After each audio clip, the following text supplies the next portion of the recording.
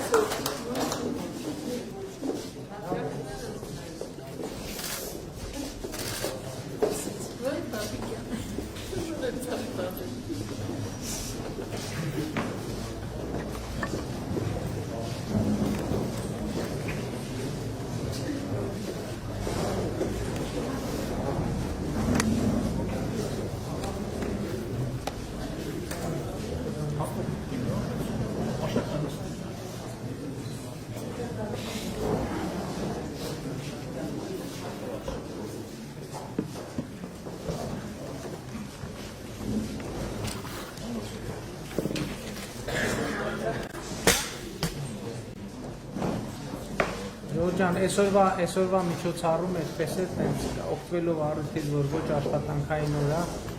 այդ առավոտյան որոշեցինք պարոն Պապիկյանի հետ մեր շտաբներով անցնենք, տեսնենք, ծանոթանանք, խոսենք, երկու բառ փոխանակենք։ Ես նախ էլի ուզում եմ շնորհակալություն հայտնեմ ձեզ բոլորիդ, որ այսպես ամուր կանգնած եք, որովհետև գիտեմ, թե այս ընթացքում ինչպիսի հարցարանքների եւ փորձությունների միջով եք անցել, որովհետև այն նեգատիվը եւ այն աղբը, որ ուղղված է այս կառավարությանը, դա ամենօրյա շփումներում հաստատ դուք որպես համակիր, որպես կուսակցական, որպես քաղաքացի ձեր վրա զգացել եք եւ այն, որ դուք այս ամեն ինչի միջով անցել եք եւ կանգուն եք մնացել, շատ բանի մասին է վկայում եւ ես ուզում եմ ձեզ դրա համար շնորհակալություն հայտնեմ, բայց նաեւ ուզում եմ հետեւյալը ասեմ, որ նույնիսկ ամենածանր պահերին ես գիտեմ, որ դուք ներսում իմացել եք, նույնիսկ եթե այդ պահին ինչ-որ տեղեկատվություն չեք ունեցել, նույնիսկ եթե բանավեճի մեջ փաստարկ չեք ունեցել, դուք իմացել եք, որ այսօր Հայաստանում կա մի կառավարություն, որը չի գնա սեփական երկրի շահերի դեմ, որը այո, շատ փորձություններ, դաժան ըստ էության մենք որ նայում ենք, մեկ-մեկ քննարկում ենք, ասում ենք, մարդ պետք է բան ունենա, էլի ճակատագիր ունենա, բախտ ունենա, պիտի հենց այս ժամանակաշրջանում, հենց այս աշխարհաքաղաքական միջավայրում, հենց այս պայմաններում ստանձնել Հայաստանի Հանրապետության կառավարման ղեկը եւ ինչ որ հիմա գիտեք ինչ, շատ հետաքրքիր բան կա, իրականում բանավեճ կա, որ ոմանք փորձում են ցույց տալ, որ այդ մենք ենք այդ ամեն ինչը ստեղծել, բայց իրականությունն այն է, որ այդ մենք եկել ենք եւ իշխանությունը ստանձնել ենք այն եզրագծին, որտեղ այդ ամեն ինչը արդեն սկսվել էր եւ թափանիվը պտտվում։ Եվ էլի ասում եմ, սա ոչ թե բանա մեկնաբանություն է, էլի եկեք գնանք վերադառնանք 2018 թիվ։ Տեսնենք ինչ էր հայտարարում Սերժ Սարգսյանը որպես վարչապետի տեխնատու ազգային ժողովի ամբիոնից։ Հա մեզ ասում են ձախողել են բանակցային գործընթացը։ 2018 թվականի ապրիլի 17-ին Սերժ Սարգսյանն ասում էր բանակցային գործընթացը կանգնած է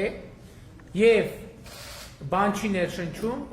լավատեսություն չի ներշնչում, որովհետեւ Ադրբեջանի ակնկալիքները բանակցային գործընթացի անիրատեսական են եւ անընդունելի մեզ համար։ Հիմա դուք բանակցային գործընթացը բերել հասրել եք մի կետի,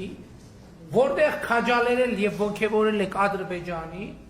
ունենալ անիրատեսական եւ անընդունելի պահանջներ բանակցային գործընթացում։ Եվ սա ասելով եկել եք մեզ ասում եք նոր կառավարությունը բանակցային գործընթացը ձախողեց։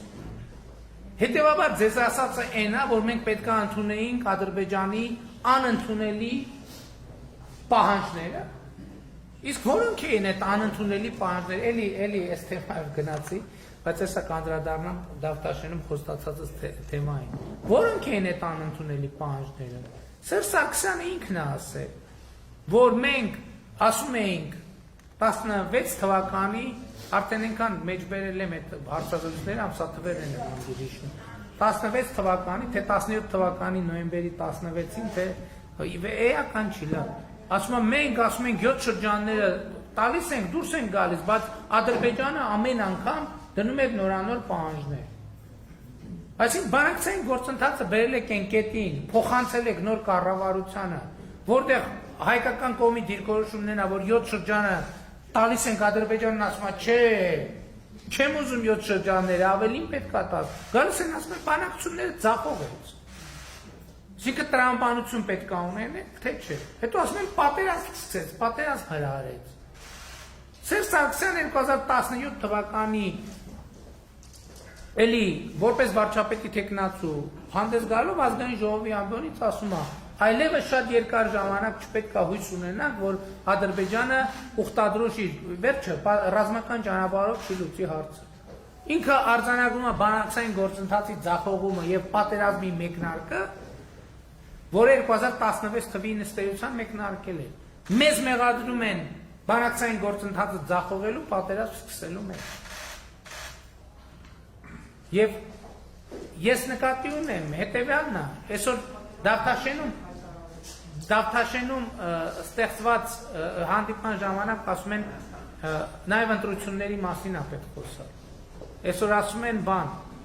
հայտարարություններ են անում շատ ուժեղ, շատ այնքան ժողովուրդ, այնքան խորացեք հլարվող, գիտեք ինչ, ես մեր հանրությանը բոլորի խորհուրդ եմ տալիս, հարցազրույցները բան ոնց է, որ մենք լսում ենք, Մենք մի անգամ լսում ենք, եղավ ու գնում ենք մեր գործերով ենք զբաղվում ինչ-որ տպավորությունների տակ։ Ես խորհուրդ եմ տալիս վերադառնալ։ Վերադառնալ մի հատ էլ լսել, մի հատ էլ զուտ բանի ասվածի, բացի տեքստից նաև ենթատեքստը եւ խորքը, ջանա, խորքը հասկանալու համար։ Ասում են, այս իշխանությունը ընտրությունները կեղծելու բարոյական ռեսուրս չունի։ Մի րոպե, եկեք մի հատ հասկանան։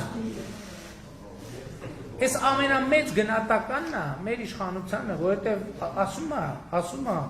սրանք որ մեր նման անբարոյական չեն, որ ընտրություն կեղծեն։ Ճիշտ է ասում մարդը։ Կողմնակիցներն էլ տարածում են, այս իշխանությունը չունի բարոյական ռեսուրս ընտրությունը։ Հա, ասում են, որ այս իշխանությունը անբարոյական չի, ոնց կար այս իշխանությունը, մեր նման չի։ Ասում է, այդ թարգմանաբար նշանակում է, այս իշխանությունը հոմեր նման անբարոյական չի, որ բան անեն, տանեն ящикները փոխեն, չգիտեմ լցոնում անեն, այո, մենք ոչ թե այս իշխանությունը, ընտրություններ կեղծելու բարոյական ռեսուրս չունի, որովհետև այս իշխանության բարոյականության մեջ ընտրություն կեղծելը չի մտնում եւ այս իշխանությունը ընտրություն կեղծելու կարիք չունի մի պարզ պատճառով որտեղ մեզ ասում են կարճած են իշխանությանը կարճած են եք կարճած ելնեինք մենք չենք նախաձեռնել այս արտահերթ ընտրությունները ինչ դուք ձեր բանով հեղափոխություն եք անելու անեիք 7 ամիս ոչ մեկ ոչ դեմներ ոչ ըստ էության արգելք չի անեիք բայց մենք իշխանությանը կարճած ենք ինչ ենք ընտրություններ նշանակել մենք նշանակել ենք որտեղ մենք ընտրություն կեղծելու բարոյական ռեսուրս չունենք եւ ընտրություն կեղծելու կարիք չունենք որտեղ մենք եկել ենք մեր իշխանության իմաստը էսա որ ժողովուրդը պետքա լինի իշխանության եւ ոչ թե մենք եւ մենք ընտրություններին մասնակցում ենք ժողովրդին այդ հաղթելու շանսը տալու համար թող ժողովուրդը որոշի որ ում ուզում ընտրի ում ընտրի մեզ համար օրենք է եւ երբ որ ասում ենք որ ժողովուրդը հաղթելու նկատի չունենք միայն այն տարբերակը որ մենք ընտրվենք ով էլ ընտրվի ընտրությունները չեն կեղծվելու ես էլ եմ կարծում որ մենք ենք ընտրվելու ես չեմ էլ կասկածում որ մենք ենք ընտրվելու բայց ես ուզում եմ ուրիշ բան ասեմ մենք ընտրությունները չենք կեղծում նրա համար որովհետեւ գիտենք մենք ենք ընտրվելու Ալ մենք էլ չընտրվենք, մենք չենք կեղծել ընտրությունները, ժողովուրդ ջան, ոչ մի տենց պարագա չկա, որ մենք կեղծենք ընտրությունները, չկա տենց բան։ Բայց նախկիններն էլ չեն ընտրվել։ Դե դա արդեն ես էլ եմ ասում, մենք եկել ենք, որ ժողովրդին իշխանությունը ապահովենք։ Եվ ես մեր բոլոր կողմնակիցներին կոչ եմ անում։ եկեք դուրս գանք մեր պատճառներից։ Ինձնից սկսած։ Որովհետև ասենք ես ըստ էության հա մի մոմենտ դուրս եկե մարզերում հանդիպումներ էի ունենում, բայց մայիսի 12-ի, ճիշտ ասած մայիսի 12-ից ենք որոշել, որ հանդիպումներ անենք այսպես Երևան քաղաքում, բայց իրադարձությունների պատճառով տեղի չունեցավ, բայց ինչու ենք այսօր մենք որոշել, որ ձեզ հետ հանդիպենք, որտեղ մինչև 3 այնուամենայնիվ մենք չենք գտնում այն ճիշտ բանաձևը, որով մենք կարող ենք ազնիվ հպարտ հստակ գալ ժողովրդի առաջ կանգնել եւ ասել ժողովուրդ մենք այս հարցը լուծելու ենք հետեւյալ կերպ։ Եվ մենք այսօր նաեւ Գեղարքունիքի մարզ այցելության արդյունքներով նաեւ մեր զինվորականների հետ խորհրդակցելով մենք եկանք այդ բանաձևը 3 հրապարակեցինք։ Եվ այդ բանաձևի մեջ էլ եմ ասում, ոչ մի մեզ փորձում են անդադ ներկայացնել դավադիր։ Մենք գաղտնի պայմանավորվել ենք, ինչ ենք արել։ Ժորժ ջան, մենք ոչ մեկ այդ ոչ մի գաղտնի բան չենք պայմանավորվել։ Ոչ մի գաղտնի բան չենք պայմանավորվել։ Եթե պայմանավորված լինենք, այս ամեն ինչը չէր լինի։ Մենք ամեն ինչ արել ենք հրապարակային, նույնիսկ սխալն ենք մենք հրապարակային անում։ Եկեք ճիշտ հասկանանք իրար։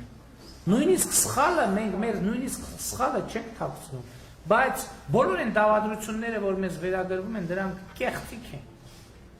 Եվ մենք այսօր պարզ հստակ ասում ենք, որ մենք սահմանային իրադրության հետ կապված այո ունենք բանաձև եւ այդ բանաձևը առաջարկում ենք միջազգային հանրությանը եւ Ադրբեջանին։ Այդ պատերազմի առաջին կետը հետեւյալն է, որ պատերազմի վերսկսումը մենք պետքա բացառենք եւ պետքա լուծենք խաղաղ ճանապարհով։ Ընդ որում դա տեղի է ունեցել Ադրբեջանի նաեւ հայտարարությունների վրա հիմնվելով, որովհետեւ մեր գնահատականը ուրիշ է եղել եւ ուրիշ է։ Իրանք ասում են, չէ, դուք այդ գնահատականի մեջ սխալվում եք։ Մենք ասում ենք, որ ձեր նպատակը պատերազմ հրահրելն է, իրանք ասում են, չէ, ինչ եք ասում, սա սահմանի հետ կապված, հեսա մենք քարտեզ ունենք, որ գիծը սենց է անցնում, մենք էլ քարտեզ ունենք, որ գիծը սենց է անցնում։ Եվ հետեւաբար, եթե սահմանի մեջ է հարցը, շատ լավ, ուրեմն եկեք երկուստեք հայելային զորքերը հետ քաշենք սահմանային գծից, տանենք մշտական տեղակայման վայրեր, թողան միջազգային դիտորդներ Ռուսաստանից կամ ԵԱՀԿ Մինսկի խմբի համանախագահությունից, համանախագահ երկրներից կանգնեն այդ կետերում։ Այսինքն մենք արձանագրենք, իրանք կանգնեն տեսնելու, որ զորքերը երկու կողմից չեն մտնելու, եւ մենք սկսենք տեսնենք քարտեզներով նայենք սահմանը որտեղով անցնում։ Ընդ որում համենայն դեպս սպասենք, պիտի գա, որովհետեւ ինչու պիտի մերժեն այս առաջարկը։ Ինչն է վատը այս առաջարկի մեջ։ Մերժելու համար պետք է նաև ասել, թե ինչն է վատը, ինչն է պրոբլեմը։ Չկա ոչ մի պրոբլեմ։ Եվ հետևաբար ուզում եմ ասել, որ պետք չի այստեղ դավադրությունների մեջ ասում են վայ Ղարաբաղի հիմա էլ Ղարաբաղի հարց են կապում։ Սահմանների դեմարկացիան էլի եմ ասում։ Սև լճի հատվածում մեր սահմանը որտեղով անցնում, դա ինչ կապ ունի Ղարաբաղի հարցի հետ։ Ղարաբաղի հարցը այլ հարց է, եւ Ղարաբաղի հարցի լուծման բանաձևը վերահաստատել են ԵԱՀԿ Մինսկի խմբի համանախագահները վերջերս իրանց տարածած 3 հայտարարությունների մեջ։ Եվ ես ուզում եմ ասել, որ կա մի հետեւյալը, մեզ ուղղված բոլոր դավադիր մեղադրանքները դրանք պարզ սուտ են ուղղակի։ Ամենաթարմ դեպքը, տեսակ, ես գիտեմ ինչքան եք դուք ալեկոծվել, ես գիտեմ էլի, գիտեմ ինչքան է շատերի ճնշում բարձրացել է, շատերը ուրիշների սենց հարցակումներին եք ենթարկվել, թե ես ինչ եք անում, այդ փաստաթուղթը հրապարակվեց, առաջի տողերը բացել մնացածը փակել։ Ժորժ ջան, վերցրեք, գնացեք դուք ձեզ համար կարդացեք, ինչա գրացեք, դուք ձեզ համար։ Լավ մի հատ էլ օբյեկտիվ մասնագետ հրավիրեք, ասեցիք ես գրածի մեջ բան կա, թե չկա։ Ասում են, չէ, Հայաստանի սահմանի դեմարկացիա պետք չի։ Դա ամենամեծ վրիպումն է, ոնց կարելի է տենց բան ասել։ Այդ նույնն է այսօր պետական սահմանը միջազգայինորեն ճանաչված։ Նույնն է, թե միջնադարում Պարիսպն էր, ոնց որ ասեին, Պարիսպ պետք չի։ Մեր ամրոցին Պարիսպ պետք չի։ Որտեւ այդ Պարիսպը շատ կայուն պաշտպանություն է նաև, ոչ երաշխիք։ Այսօր աշխարհում անվտանգության երաշխիք չկա, սիրելի հայրենակիցներ։ Մենք տեսնում ենք նույնիսկ այնպիսի հզոր պետությունները, ինչպիսին Ռուսաստանն են, ինչպիսին Միացյալ Նահանգները, անվտանգության ինչ մարտահրավերների առաջ են կանգնած։ 100% երաշխիք անվտանգության ոչ միտեղ գոյություն չունի։ Բայց մենք գնում ենք այս ճանապարհով։ Եվ մենք գնում ենք ուրիշ հարց ենք դնում։ Մենք այսօր տեսնում ենք, որ այո, այսօր այս պայքարի բովանդակությունը իրականում կապ ունի այո Ղարաբաղյան շարժման հետ, որովհետև այսօրվա պայքարը նույնպիսի պայքար է հանուն ինքնիշխանության, հանուն պետականության, հանուն անկախության, հանուն քաղաքացիության։ Եվ այս պայքարի դիրքերը մենք չենք կարող լքել։ Չենք կարող ուղղակի լքել, բացառված է, մենք փախնող չենք։ Մենք նույնիսկ կախաղանից չենք փախնի։ Չէ, ես ասում եմ, որ եթե գիտեք ինչ եմ վստահ ասում, որտեղ գիտեմ, որ ոչ մի մարդասպան չի գասի, ես պատրաստ եմ կանգնել դատաստանի առաջ։ Ես գիտեմ, որ մենք բոլոր են բաներում, ինչում մեզ մեղադրում են, այսպես ասած մահացու մեղքերում, սա չի նշանակում, որ մենք անթերի ենք, մենք ընդհանրապես մեղք չունենք, բայց ես խոսում եմ այն մեղքերի մասին, որը անհամատեղելի է քաղաքացի հայրենիքի զավակ լինելու հետ։ Մենք գիտենք, որ այդ բոլոր մեղքերում որևէ մեկը մեր մեղավորությունը չի կարող հիմնավորել, ապացուցել։ Եվ դուք նաև համոզված են, որ ինչ եք կանգնած մնացել, որովհետև ներքուստ դա իմացել եք, եթե նույնիսկ կոնկրետ փաստարկներ չեք իմացել։ Եվ այս արժեքն է, որ մեզ միավորում է։ Ուրիշ որևէ բան փողի վրա հիմնված լներ, բիզնեսի վրա հիմնված լներ, չգիտեմ, կոմպրոմատների վրա հիմնված լներ, ուրիշ որևէ պարագայում դա չէ դիմանա։ Մենակ արժեքների վրա հիմնված հարաբերությունը կարող է դիմանալ։ Չգիտեմ ինչ անհեթեթություններ են գրում են, որ բանը վարչապետը բաների կոմպրոմատների դոսիեները հավաքել բանի իմ քայլը խմբակցության պատգամավորների վրա, որպեսզի չփլուզվի։ Ենթակառակը նրանք ում վրա դոսիե կարող են լինել, շատ լավ է թողեցին դուրս եկան։ Մենք դոսիեով աշխատող չենք, մեր հարաբերությունը արժեքի վրա է։ Մեր հարաբերությունը գաղափարի վրա, մեր հարաբերությունը նպատակի վրա է, մեր հարաբերությունը ապագայի վրա է։ Այսօր ասում են, հա, բան են անում, ապագա կա, այո, ապագա կա, մի պայմանով, որ ապագան չի ընկնում երկնքից, ապագան ամենօրյա աշխատանք է ուզում, ամենօրյա նվիրում է ուզում, ապագան հետևողականություն է ուզում, ապագան ուզում է ամրություն, ապագան ուզում է, որ մենք չփախնենք մեր դիրքերից, մենք չենք փախնում, մենք կանգնելու ենք, ժողովուրդը կորոշի, մենք իշխանություն ենք, մենք կլինենք իշխանություն, ժողովուրդը կորոշի, որ մենք ընդդիմություն ենք, մենք կլինենք ընդդիմություն, մենք մի քվեաթերթիկի ձայն չենք կեղծի, բոլորը գիտեն դրա մասին, որովհետև դա ասելով չի, դա երևում է մարդու անցած ճանապարհից, դա երևում է հայացքից, դա երևում է պատմությունից, մեր պատմությունից, մենք անթեթ չենք, բայց մենք այսօր գիտենք, որ մենք այսօր կանգնած ենք պետականություն ունենալու եւ մեր պետականությունը պաշտպանելու հրամայականի առաջ եւ մենք պետքա պաշտպանենք բոլոր ընտրական ընդհակառակը մենք պետքա պաշտպանենք եւ պաշտպանենք ընտրակեղծիքներից եւ մենք այդ ռեսուրսը ունենք բոլոր ընտրական տեղամասերում քաղաքացիական պայմանագիր կուսակցությունները ներկայացուցիչները հանձնաժողովներում լայնորեն բանարակ ներկայացված են լինելու հանձնաժողովների նախագահների քարտուղարների մեծ մասը լինելու է քաղաքացիական պայմանագիր կուսակցություն։ Դա այդ նախկինում ընդունված ընտրական օրենսգրքով է, չմտածեք, թե մենք մեզ համար օրենքներ ենք, մենք ոչ մի բան չենք փոխել։ Ոնց որ նախկինում օրենքը եղել է, նույն ձևով։ Այսօր ընտրական տեղամասների ճնշող մեծամասնության հանձնաժողովի նախագահները, քարտուղարները լինելու են քաղաքացիական պայմանագիր կուսակցության ներկա։ Եվ դա լավ է ոչ միայն մեզ, այլև բոլորի համար, որտեղ դա երաշխիք է, որ ընտրությունները չեն կեղծվի։ Հիշեք, ընտրությունները կեղծվում են տեղամասերում։ Առանց տեղամասի արդյունքը կեղծելու հնարավոր չի ընտրություն կեղծել։ Եվ հետևաբար բոլորիս ուշադրությունը ընտրական տեղամաս է։ Հիմա ինչու պիտի մարդիկ մեզ ընտրեն։ Կենտրոնականը գումարում այն թվերը, որ իրան հաղորդում են։ Ինչ թվեր հաղորդեն, կենտրոնականը կգումարի եւ կստանա, հիմա իրանք էլ չեն ստանում, հիմա Excel ծրագիրն է ստանում այդ թիվը։ Ինչու պետք է քաղաքացին մեզ ընտրի։ Քաղաքացին մեզ պետք է ընտրի հետևյալ պատճառով։ Վերջին 3 տարիներին մենք հիմա մի քիչ այլ կերպ պահանջում, ժողովուրդ, բայց փաստը փաստ է։ Սկսած բանակից, վերջացած հանրակրթությունով, այնքան բարեփոխումներ են կարել, վերջացած տնտեսությունով, այնքան բարեփոխումներ են կարել, որ եթե վերջին 30 տարում, այս վերջին 3 տարվա բարեփոխումների տեմպի 1/3-ը ապահովեք, մենք այսօր որակապես ուրիշ երկիր կունենայինք։ Դե չեմ ասում, դե տեսեք, իրականում մեր կառավարումը մենք մի տարի ամբողջական կառավարում ենք ունեցել։ Դա 2019 թվականն է։ Եվ հիմա գիտեք, ես նոր եմ հասկանում, փաստորեն 2019 թվականը մի տարի է, որ բոլորը հիշում են։ Բոլորը, եւ բիզնեսը, եւ քաղաքացիները, եւ բոլորը հիշում են։ 2018 թվականի մայիսին եկել ենք իշխանության կիսատ, որտեղ խորհրդարանական մեծամասնություն չենք ունեցել։ Մինչև 2018 թվականի ավարտը պայքարել ենք խորհրդարանական մեծամասնության խարդավանքների դեմ։ 19 թիվը ամբողջական է եղել։ 20 թվականը սկսել ենք բարձր տեմպերով 9% տնտեսական աճով սկսել է կոവിഡ്ը։ Կոവിഡ്ին հաջորդել է պատերազմը։ Պատերազմից կարող ենք խուսափել։ Այո, կարող ենք ժողովուրդ խուսափել։ Բայց պետք է իրականացնենք այն բանաձևը, որը առաջարկել էր, որի մասին բարձրաձայնել էր Սերժ Սարգսյանը։ 7 շրջանները պիտի տայինք եւ պիտի տայինք նաեւ այն, ինչ որ ուզում էին։ Ինչ էին ուզում, Շուշի էին ուզում։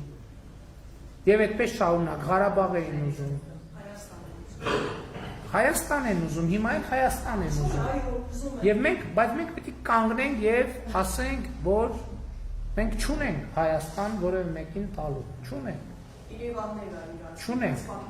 Եվ այստեղ ասում եմ, բայց այստեղ բոլոր հնարավորությունները կան, այդ հարցը դիվանագիտական, խաղաղ առանց պատերազմի լուծելու։ Եվ մենք գնալու ենք այդ ճանապարհը։ Եվ մենք, այո, նաև դրա համար մարդիկ պետք է քվեարկեն, որտեղ մեր ստրատեգիական նպատակը հետևյալն է։ Հայաստանի համար բացել խաղաղ զարգացման դարաշրջան։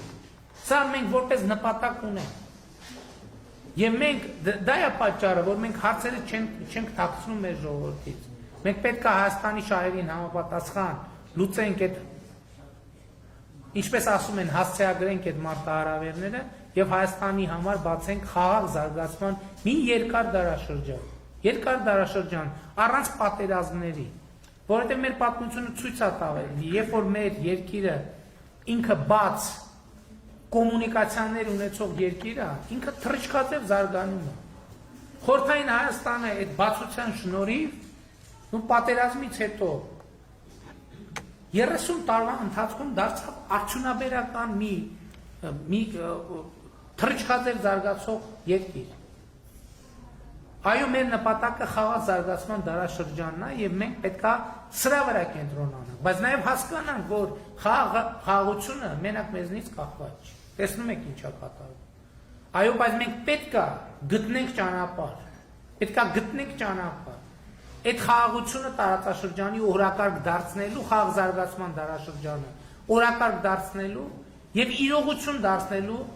մեր տարածաշրջանի եւ մեր հայրենիքի, Հայաստանի եւ Արցախի համար։ Եվ մենք պետք է ձգվենք այդ նպատակին։ Եվ այս ընտրության բայց պետք է արձանագրենք նաեւ, որ այս նպատակը կարող է իրագործել ինքնիշխան, սուվերեն, անկախ պետությունը։ Մեր պետականությունը ամենակարևոր արժեքն է, որ մենք ունենք, եւ մենք պետք է փայփայենք մեր պետականությունը։ Մենք ոնց պետք է փայփայենք մեր պետականությունը։ Առաջին հերթին որպես քաղաքացի ինքներս մեր առաջ պահանջ դնելով, հասկանում եք, մենք քաղաքացիական մեր դիրքը, տեսեք հիմա ոչ մեկ կներեք, գուցե անհամեստ անհնչում, սեփական օրինակը բերեմ, հիմա ոնց որ թե ոչ մեկ չի կա, ընդդիմությունն էլ ասում, հա դու չես թալանել, չես գողացել եւ, բայց ես ինչի չեմ, օրինակ ես ինչի կոռումպացված չեմ։ Ոչ թե նրա համար, որ մտածում են, վայ ինձ կբռնեն, ես կանեն, կամ օրենք ասեն, որովհետև դա ինքս եմ իմ ամենամեծ դատավորը, ինքս եմ իմ ամենամեծ դատախազի, իմ ամենամեծ քննիչը։ Սա պետք է լինի, օրինակ, երբ որ ասում ենք մեր պետությունը փայփայենք, առաջինը մի կարևոր բան կա։ Մենք որպես հարկ վճարող պետք է մեր բաները փոխենք։ Մեր վերաբերմունքը փոխենք, որովհետև հա մենք մտածում ենք լավ, ինչ որ մի հարկ թաքցնենք, 2000 դրամ ավել տանենք մեր տուն։ Այդ 2000 դրամը ժողովուրդ, մեր բարեկեցության մեջ ոչ մի բան չի փոխում։ Բայց եթե 2000 դրամը ձևավորվում է պետական բյուջե, այդ դառնում է բոլորիս համար ճանապարհ, երեխաների համար դպրոց, բոլորիս համար հիվանդանոց, առողջապահություն, որովհետև անհատը մեզնից ոչ մեկը ինքը իր համար ճանապարհ չի ստեղծում։ Այդ 2000 դրամ մենք ոչ թե ուրիշին ենք տալիս, այլ մենք ինքներս մեզ ենք տալիս, որովհետև մենք չենք կարող դեպի մեր տունը տանող ճանապարհ կառուցենք։ Դեպի մեր գյուղ տանող ճանապարհ կառուցենք։ Դա մենք հավաքում ենք միտեղ եւ իրար հետ կառուցում ենք։ Դա այդ հարկը մենք ուրիշին չենք տալիս։ Դա մենք մեզ ենք տալիս։ Եվ այստեղից է գալ, սա անկյունակարային նշանակություն ունեցող հարց է։ Որպես հարկ վճարող մեր դիրքորոշումը եւ վերաբերմունքը պետք է փոխվի։ Այստեղից է սկսում պետությունը։ Երբ որ կա հարկ վճարող եւ երբ որ կա այդ հարկերը հավաքագրող եւ հարկերը բաշխող եւ բոլորի անվտանգության եւ բարեկեցության համար ծախսող, սա անկյունակարային դրույթ է։ Ցավոք սրտի 30 տարի մենք այդքան էլ այս ընկալումը չենք ունեցել։ Եվ նորմալ է համարվել, որ կարանք դե մի քիչ էլ հարկ չվճարի։ Ես սա չեմ ասում որպես քննադատություն, մենք պետք է մեր անցած պատմությունը ախտորոշենք եւ այդ պատմության հիման վրա անենք հետեւություններ։ Պարոն վարչապետ ջան, ով դավեր է միշտ պատմությունով այդ մատնացել, այս դավերը հիմա ո՞ս պետք է լինի, ո՞քի կարգը։ Իմ կարգը։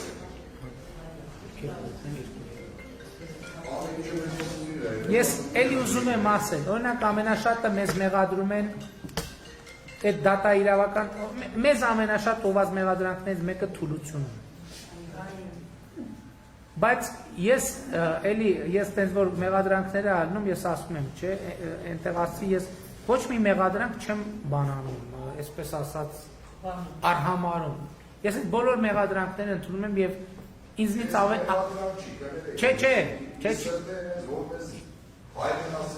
Եղբայր, չէ, բացարձակ, ես ընդհակառակը, դուք առիթ տվեցիք, որ ես ինձ համար կարևոր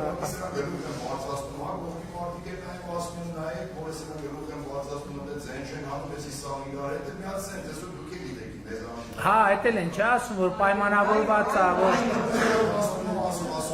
Ժորժ ջան, ես բացի ձեզնից ուրիշ ոչ մեկի հետ նկատի ունեմ Հայաստանի Հանրապետության քաղաքացիներին, բայց ո՞նց եք պատկերացնում։ Ես կներեք արտահայտության չէի ուզենա, հազար անգամ ներողություն տենց բան ասեմ, բայց ես ոչ չեմ կարող Լևոն Տեր-Պետրոսյանի նման պայմից, երեք ասում է բանով, ես ու Ռոբերտ Քոչյանը դե տենց զանգում ենք իրար բան, չէ, էլի զանգեք, Ժողովուրդ ջան, բայց չհասկաց, բայց այդ ամեն ինչը ես կներեք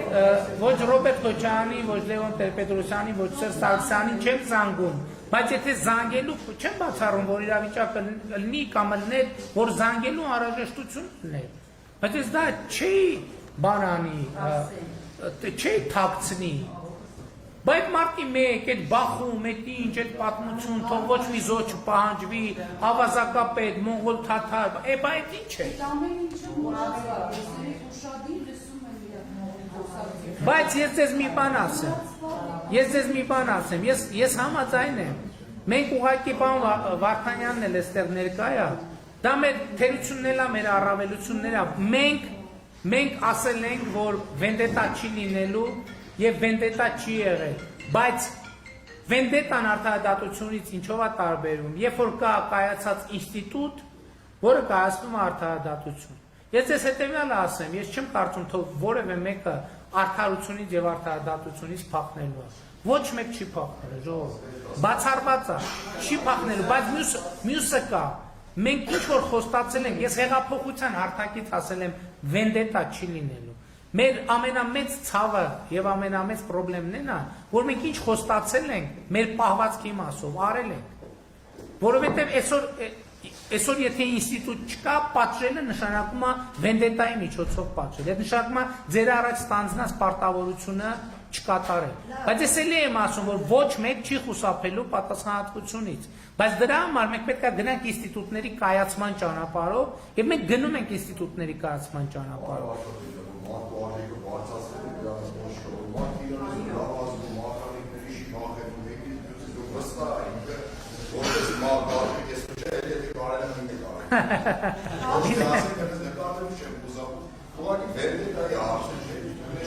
Արդարադատության հարցն է, այո, արդարադատություն։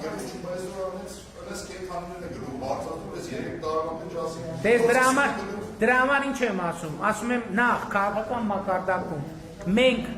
մեր պատյաններից դուրս ենք գալիս։ Մենք չպետք է փակված մնանք, այո, մենք փակված մնացել ենք շատ երկար ժամանակ, որովհետև մենք ենք առաջին հերթին մեզ մեղադրել։ Մենք ենք առաջին հերթին մեզ մեղադրել։ Բա ինչ եղավ հիմա, որ մենք դուրս եկանք։ Ասեմ, որտեղ մենք մեր դատը արեցինք։ Ես էլի կրկնվում եմ, բայց էլի եմ ուզում ասեմ։ Չի ինձ համար ավելի խիստ դատավոր, քան ես ինքս եմ բացառվածավոր լինի։ Եվ այդ բոլոր մեղադրանքները ես ընդունել եմ, բոլոր մեղադրանքները ձևակերպել եմ եւ ինքս ինձ իմ ներքին դատարանում ինձ դատել եմ այդ բոլոր մեղադրանքներով։ Որովհետեւ ընդ որում դա ամենադժվար դատն է, որովհետեւ ասում եմ ուրիշ հետ խոսալիս մի բան կարաս ցեն ձևակերպես, մի բան այլ կերպ, մի բան թաքցնես, մի բան ճոխացնես, մի բան մեղմացնես, բայց ինքդ քեզ չես կարապապել։ Եվ ես այդ դատի արդյունքում ես եկել եմ եւ ասում եմ, այո, ես հավակնում եմ Հայաստանի Հանրապետության վարչապետի պաշտոնին, որովհետև ես գիտեմ, որ ծառայել եմ ազնիվ ժողովրդին, մաքսիմումով եմ ծառայել ժողովրդին եւ ժողովուրդը ինչքան ուզենա, ես այդքան կծառայեմ ժողովրդին։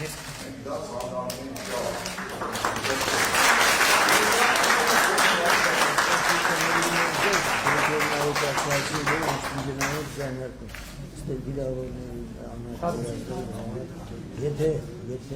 կանցերին կանոնը կսայ տարածի ինձ ասում ես տար ժամանակը չի, բայց չէ, դրա սրա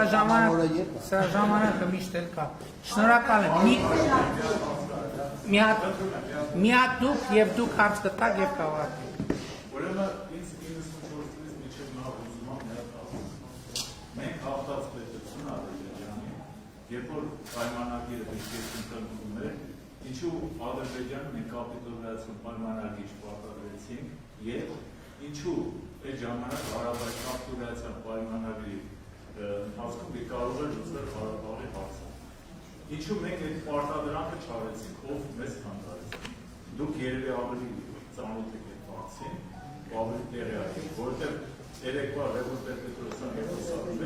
միշտ չի ասում այդ երևույթը, ինչու 94 թվականին Հայաստանը չպարտադրեց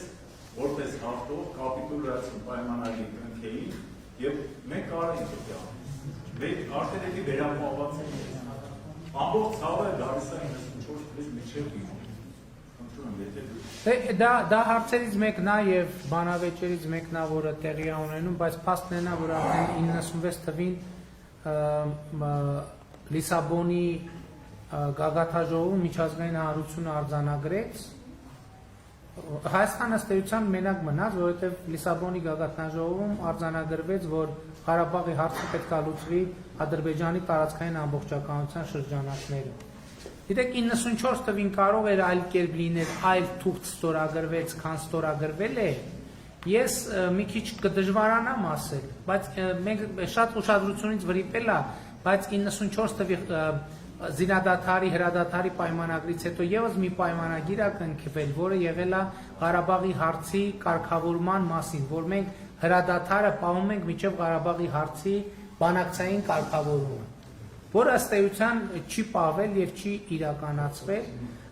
եւ այդտեղ իհարկե երևի հարցեր կան, բայց այդ հատվածի հետ կապված ես շատ մանրամասն չեմ կարող ասել, բայց ես ուրիշ բան կարող եմ ասել։ Օրինակ, երբ որ 97 թվականին, 97-98 թվականին Ղարաբաղը բանակցային process-ից դուրս թողնվեց, դա կոպտագույն եւ մեծագույն սխալ էր եւ պարտություն էր, որովհետեւ ես իմ կարծիքով անկյունակարային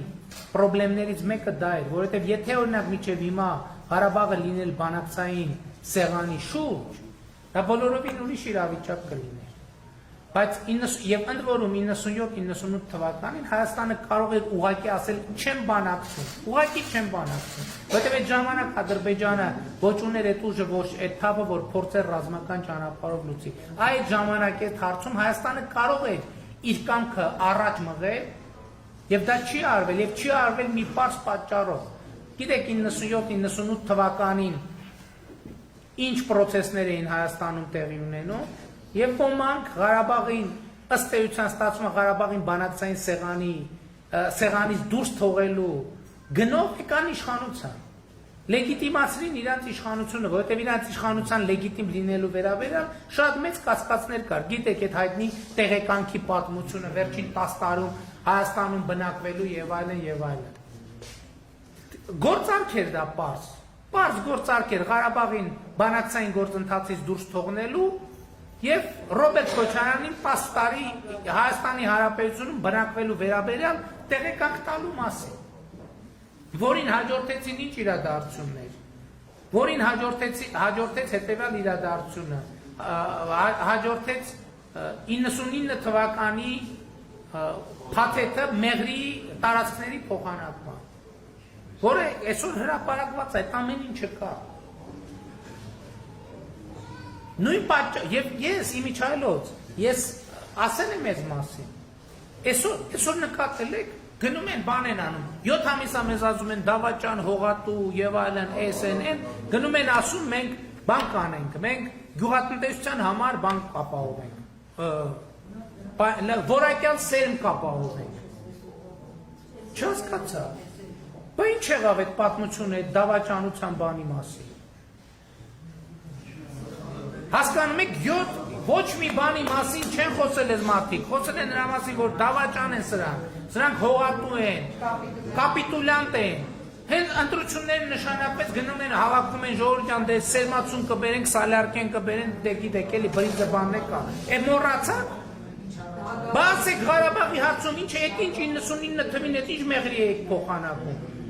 7 ամիս ասում էին, վայ Մեղրին տալիս է, Սյունիքը տալիս է, Միջանցքը տալիս է, դուք եք այդ փաստաթղթերը ձևակերպել, տվողը դուք եք, մենք երբեք Մեղրի, Միջանցք, այդպիսի հարցեր չենք քննարկել, որևէ մեկի հետ, եթե այդպիսի թեմա է եղել, մենք այսօր ասում են բանը, այսօր այո եղել է այդպիսի թեմա եղել է նաև նոյեմբերի 9-ի հայտարարության նախագծերից մեկում, թեմա է եղել 7 բանի գյուղերի վերադարձի վերաբերյալ, ես հստակ եւ դա կարող եմ ապացուցել, որտեղ անհրաժեշտ է, կարող եմ ապացուցել, ես ասել եմ բացառված այդպիսի թուղթ ես չեմ ստոր, ինչ ուզում ա լինի, չեմ ստորագրի ես այդպիսի թուղթ, եւ դա հանվել է, հիմա ես դες ուրիշ ասեմ, դիլեմաներ կա, հիմա օրինակ, որ այդ թուղթը չստորագրեինք, ինչ տեղի կունենա, ամսին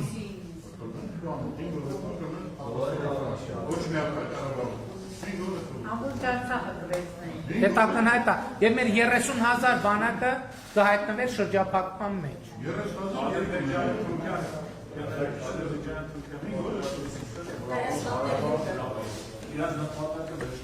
բայց ժողովուրդ ախր հիմա ես բանը վարչապետի պաշտոնակատար եմ եւ ոչ աշխատանքային օր։ Լավ, որ բանը հասել է եկել ասել, ուրեմն պետք է ասելիքը ասել միջև վերջ։ Էս ինչ որ տեղի է ունեցել, դե ֆակտո, դե յուրե իրանց բանակցածն է 30 տարվա։ Հասկանում եք, ես ի վերջո պետք է մենք հասկանանք թե չէ։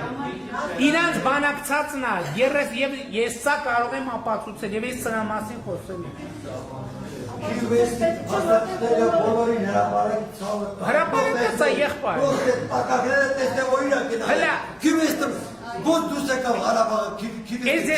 Ես ասում եմ առաջին անգամ եմ ասում, բայց այսօրվա դե յուրե իրողությունները իրանց բանակցածն է, միլիմետրի ճշգրտությամբ, հիմա ես կասեմ նաև, թե ինչի եմ այդպես մտածում, կհիմնավորեմ, կապացուցեմ, կարող է աշխարհագրությունը մի քիչ փոխված է, ծռված է, այո, այն ժամանակ ուրիշ աշխարհագրություն է, հիմա, բայց պրոպորցիայի մեջ ոչ մի բան չի փոխվել, հիմա էլի այսօր մի քանի անգամ ասել եմ, էլի պետք է ասեմ, ես ազգային ժողովի անվանից հայտարարում եմ նոյեմբերին, այդ ամենաէմոցիոնալ վիճակում հայտարարում եմ, ասում եմ, Շուշիի հարցը միշտ ա եղել ժողովուրդ բանակցությունների մեջ եւ նույնիսկ արտաքին գործերի նախարարության մակարդակով հայտարարություններ անում, ասում են, այդպիսի բան չի եղել, ինչ Շուշիի թեմա, Շուշիի հարց չի եղել, Շուշիի հարց չի եղել։ Հիմա այս վերջերս նորից հրապարակվեց Մեղրի փոխանակման փաստաթուղթը։ Ինչ է այնտեղ գրած։ Գրած է, որ Մեղրին հանձնվում է Ադրբեջանին, Լեռնային Ղարաբաղը ստորակել, Շուշիի շրջանը ստորակել, Լաչինի շրջանը հանձնվում են Հայաստանին։ Ես հիմա այդ փաստաթղթի բովանդակությունը չեմ քննարկում։ Ես ձեր ուշադրությունն եմ հրավիրում ձևակերպմանը։ Լեռնային Ղարաբաղը ստորակել, Շուշիի շրջանը ստորակել, Լաչինի շրջանը, այսինքն Շուշիի շրջանը Լեռնային Ղարաբաղից առանձնացված է եւ դրված է Լաչինի հետ նույն շարքի մեջ, որպես ինչպես Վարդան Օսկանյանը, Ռոբերտ Քոչարյանի արտաքին գործերի նախարար 99 կամ 2000 թվականին ասում է դրված է օկուպացված տարածքների շարքում։ Հաջորդ փաստը ի վերջո քայլ ես բերեցի եւ ստիպեցի, որ Սերժ Սարգսյանը խոստովանի, որ այն ինչ որ ինքը ասում է, որ հանրաքվեով պետքա լուծվեր Ղարաբաղի վերջնական կարգավիճակը, ինքը հարցազրույցներից մեկում վրիպում թույլ, այսինքն վրիպում չէ, ստիպված է, օգտագործեց բնակչություն բառը, դες ասի դե եկեք հասկանանք ինչ է նշանակում այդ բնակչությունը։ Եվ իրանք խոստովանեցին, որ այդ բնակչությունը նշանակում է Ղարաբաղի հայ եւ ադրբեջանցի բնակչություն։ Հիմա 88 թվականի Ղարաբաղից դուրս է եկել 40,000 ադրբեջանցի։ Այդ 40 իրանց բանակցած փաստաթղթերում հղում է տրված մի փաստաթղթի, հետո այլ փաստաթղթի, հետո այլ այդ հղումների հետևից որ գնում ես, տեսնում ես, որ իրավական բազա է ստեղծված, որ ներքին տեղահանված կամ փախստական համարվի ոչ միայն նա, որ դուրս է եկել այդ պահից այդտեղից, այլև նրա զավակը, հիմա այսօր Լեռնային Ղարաբաղի ադրբեջանցի բնակչությունը քանի հոգի է, ով կասի։ Իսկ ձեզ համար պարզ չի, որ այդ կետին հասնելուց Ադրբեջանը գալու էր ասելու էր 80,000 այն բնակչությունը կամ 120,000, կամ որ այդ բնակչությունը հանրաքվեին մասնակցի պետքա բնակիչ լինի, որտեղ պետք է բնակվեր, պետքա բնակվեր Շուշիում, որտեղ նախկինում է բնակվել, պետքա բնակվեր Խոջալույում, պետքա բնակվեր այդ տեղերում, որը կազմում է տարածքի 25%-ը, հիմա ուղղակի տարածքի աշխարհագրությունն է փոխվել։ Հիմա այս բաները այդքան լավ չի, որ սենց խոսում ենք, բայց արդեն ստիպված ենք խոսել։ Խոջալույի փոխարեն Հադրութա։ Եվ այլն եւ այսպես շարունակ, այս պատերազմի արդյունքները իրենց բանակցածն են, մենք կռիվ ենք տվել այդ բանակցածի դեմ, ժողովուրդ։ Կռիվ ենք տվել, հուսահատ կռիվ, չեմ, ոնց որ ասում եմ։ Ոնց որ ավարայերի ճակատամարտում ենք հուսահատ կռիվ տվենք, այսպես էլ ենքան։ Այսօր եկել են էլի եմ ասում, Բաթումի եւ Ալեքսանդրապոլի պայմանագիր ստորագրող քաղաքական ուժը մեզ ասում է դավաճ է։ Մենք գնացեք այդ պայմանագրերի, եթե այնտեղ ստորագրել, ինչա որ ձեր կուսակցականներն են դավաճ, որ դաշնակցությունից են դավաճան չեն, որ քաղաքացիական պայմանագրից են դավաճան։ Բա միջև այդ պայմանագիրը քանի քառակուսի կիլոմետր է եղել Հայաստանը եւ ինչքանն են կորցրել։ Ինչի դավաճան չեն։ Այդ ոնց է իրանք դավաճան չեն, մենք դավաճան ենք։ Մի հատ ես բան եմ ասում էլի, ժողովուրդ։ Եկեք բան չանենք։ Եկեք մեզ ասում են դավաճան, մենք հիփակ։ Եկեք, ոչ։ Մի վախեցեք այդ բառից։ Դավաճան, եկեք տենանք ով է դավաճանը, շատ լավ։ Հողատու, եկեք տենանք ով է հողատու։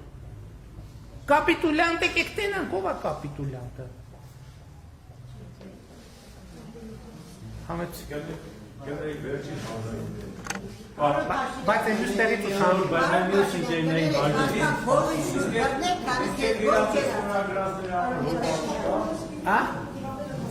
Որ Քոչարյանը կիվեցնում է դրամ։ Չէ, տեսեք, ստեղ նրբություն կա։ Այդ հաստատքները իմիջիայլոց շատ կարևոր նրբություն կա։ Ոչ թե Հայաստանն է մերժել, այլ Ադրբեջանը։ Ադրբեջանն է մերժել։ Եվ երեք Լևոն Տեր-Պետրոսյանը այս պարագայում շատ ճիշտ բան մեկնաբանություն արեց, ասեց, որովհետև իրանք չեն էլ ուզեցին լուծեն հարցը, իրանք ժամանակը տեսել են, իրանք տեսել են Հայաստանում ինչ է կատարվում։ 99 թվին, 2000 թվին, 2005 թվին, 2010 թվին, 2013 թվին, տեսել են ինչ է կատարվում։ Ասել են ենա, դինամիկան մենք տեսնում ենք դեպի ուրագն, ինչ ենք շտապում։ Եվ այն ժամանակա, պատերազմը ծագել է այն ժամանակ, ժողովուրդ։ Եվ օրինակ տեսել են, որ Հայաստանում տրամաբանություն է փոխվում, ոնց մի րոպե կարող է զարգանալ այս երկիրը։ Ոնց այս 2019 թիվ է եղել այս երկրում։ Կարող է զարգանալ, ոնց կարող է պետականությունը ուժեղանա։ Իհարկե։ Այո, այդ որ Սերժ Սարգսյանի եւ Ռոբերտ Քոչարյանի ժամանակ արդեն վերջին շրջանում պատերազմ չի սկսել։ Ինչու 2020 թվականին սկսել, որովհետեւ ասելա ոնց մի րոպե ժամանակ եւ տեսելա որ կարա 10 տարի էլ սպասի, դրանից մենակ կշահի։ Հիմա հասկացելա որ 5 տարի սպասի կարող է ուշ լինի արդեն։ Դա վեց բաները ակնհայտ չի։ Եթե չենք հավատում, ասում եմ, եկեք գնանք տեսնենք 2018-ից 20 թիվը ինչ է արվել զինված ուժերի համար, նախկինում ինչ է արվել զինված ուժերի համար։ Ինչու ձեզ ասում են կրոպնիկայի, նախկինում ես Բոլորն էլ եղել են, բոլորն էլ եղել են։ Եվ վերջին հարցը խնդրում եմ, Ես 15 տարի Ամերիկայում ապրեցի, ստացա, որ օրենքը ամենակարևորն է պետությունը երկար ապրելու համար, տարստանալու համար։ Դուք 3 տարվա ընթացքում շատ բարի գտնվեցիք, երևի ձեր պետությունն է բարի, ձեր ընկերներն էին բարի, պետք է շատ խիստ այդ հարցը դրվել, ամեն հարց, որպեսզի մեր երկիրը դարձավ, ովքեր համար։ Դա ուղղակի չգիտեմ ընդունեք թե չէ։ Խնդրում եմ, բայց եթե կարելի արձագանքեմ, էլի, խնդրում եմ։ Տեսեք, այն ընկերները, որ ինձ հետ աշխատում են, իրանք կվկայեն, որ այն իմաստով, որ ասում եք բարի, ես ամենևին բարի չեմ։ Բացարձակ բարի չեմ։ Ես կարամ շատ դաժան լինեմ, կարամ շատ խիստ պատժեմ եւ այլն եւ այլն։ Բայց այդտեղ ուրիշ խնդիր կա։ Ես նաեւ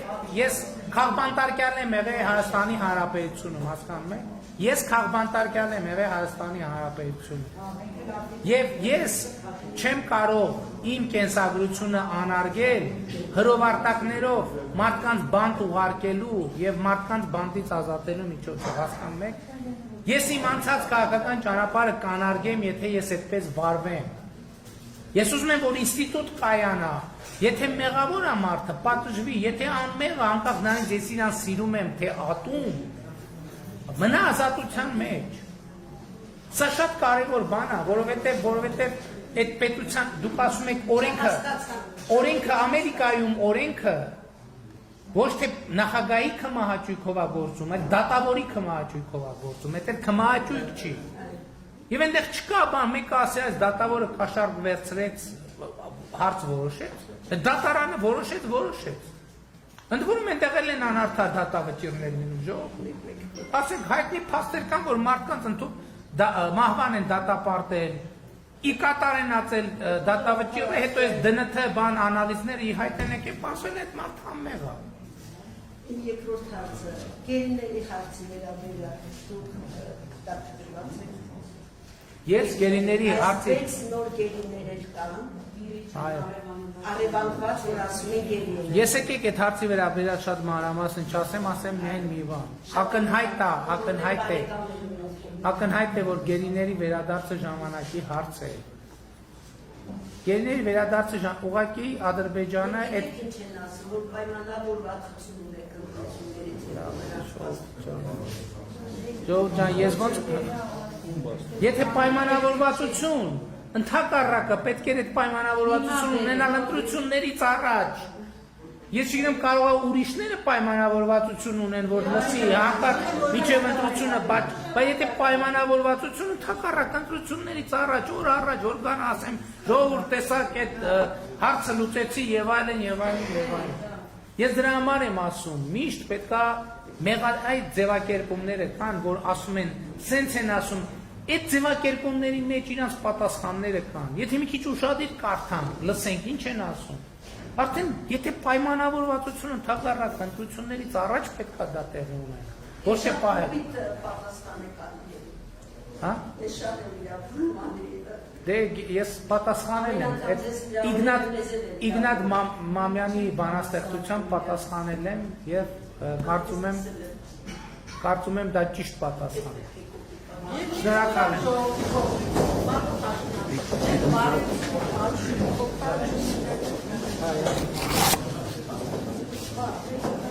Ավելի կարևոր հարցեր կանգնեցիք, ինձ դառնը խոսեցինք մնացած կարևոր բաների